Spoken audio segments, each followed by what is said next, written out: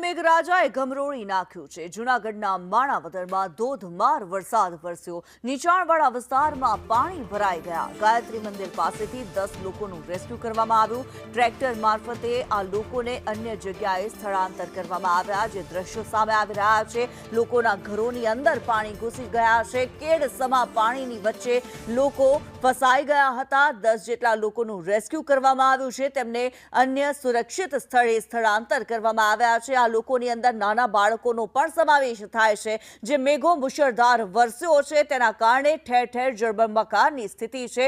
અત્ર તત્ર સર્વત્ર જ્યાં પાણી જ પાણી છે, ત્યાં લોકોના ઘરોની અંદર પાણી ઘૂસી જતા હાલાકીનો પાર નથી, સમસ્યાઓનો પાર નથી। અને જે દેખાઈ રહ્યા છે દ્રશ્યો, તેની અંદર 10 જેટલા લોકો જ્યાં ફસાઈ ગયેલા હતા, તેમના ઘરોની અંદર પાણી ભરાઈ ગયા હતા। આ 10 જેટલા લોકોનું રેસ્ક્યુ કરીને સ્થળાંતર કરવામાં આવ્યા।